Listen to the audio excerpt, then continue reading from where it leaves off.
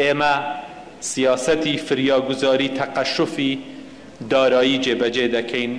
لەو چوارچێوەیەشدا فەرمانبەرانی حکوومەت کەمتر لە موچەی تەواوی خۆیان پارە وەردەگرن.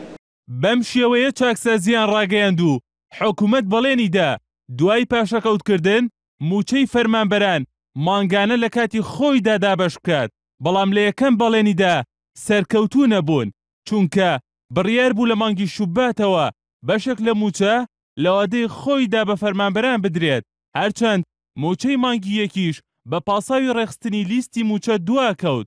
بەڵام ئێستا جگە لە موچەی پێشمەرگە ئەنجومەنی یاساییش فەرمانبەرانی وەزارەتەکانی دیکە تا ئێستا موچەی مانگی شوباتیان وەرنەگرتووە و نازانرێت کەی دابەش دەکرێت.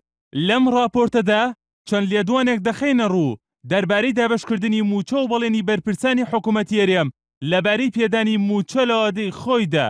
دوابەدوای ڕاگەیاندنی سیستەمی نوێی موچە، حکوومەتی هەرێم لە ڕاگەیەنراوێکی فەرمیدا ڕایگەیاند دوای پاشەکەوتکردنی بەشێک لە موچە ئیدی لەمە و دووە موچە و دەرماڵەکان لە کاتی خۆیدا دابەش دەکرێن. دوای ئەوەی حکوومەتی هەرێم موچەی فەرمانبەرانی کرد بە نیوە و هەندێکشی لە نیوە کەمتر کردەوە، سیاسەتی فریاگوزاری تەقەشوفی بەکارهێنا. سکرتێری ئەنجومەنی وەزیرانی هەرێم بەم شێوەیە باسی لە پێدانی موچەی فەرمانبەران کرد لە وادەی خۆیدا. هەموو مانگێک لە ڕۆژێکی دیاریکراودا وەزارەتەکان وەکو جاران بەشێک لە موچەکانیان وەربگرن، واتە کاتێک کە پاشەکەوت دەکرێت لە بەرامبەر ئەوەشدا ئیمتیازەکە ئەوەیە کە هەموو مانگێک هەموو موچەخۆرانی هەرێمی کوردستان بەلایانی کەم بەشێک لە موچەکانیان لە کاتی خۆیدا وەربگرن.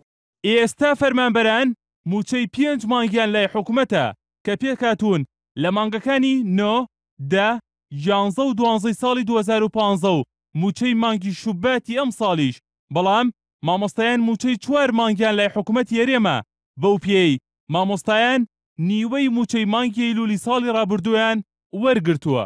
بە تەحدید ئێستا بڕیاری ئەوەمەنداوە موچەی مانگی دوو دەست پێ دەکەوتن دەدرێتن. وەزارەتی مالیە یان ئیعلانی کردووە یان بە زووترین کات ئیعلانی دەکات کە دەست بە موچە دەکات. لە دوایین کۆبوونەوەی حزبەکەی لە 27 شوباتدا نێچیروان بارزانی بەم شێوەیە باسی لە پێدانی موچەی فەرمانبەران کرد، بەڵام وا زیاتر لە 15 ڕۆژ بەسەرم لێدوانی سەرۆکی حکوومەتدا تێپەڕ دەبێت. هێشتا دیار نییە کەی موچەی مانگی شوباتی فەرمانبەران دابەش دەکرێت لە کاتێکدا 15 ڕۆژ لە وادەی خۆیدا تێپەڕ بووە. ئەولەویەتی سەرەکی حکوومەتی هەرێمی کوردستانە ئەمڕۆ دۆخی ئابوووریەکەی کوردستان ئارام کاتەوە موچەی فەرمانبەران بدات و هەیکەلیەکەمان بگونجێنین لەگەڵ ئەو دۆخەی کە ئەمڕۆتین. بەرپرسانی هەرێم بەردەوام دەڵێن ئەولەوێتی کاری حکوومەت پێدانی موچەی فەرمانبەرانە، جێگیری سەرۆکی حکوومەت کە لەگەڵ دواکەوتنی زیاتری موچەدا زۆرتر دەردەکەوێت بەڵێنی زۆریش دەدات. تا ئێستا ئەولەوێتیش جێبەجێ نەکراوە.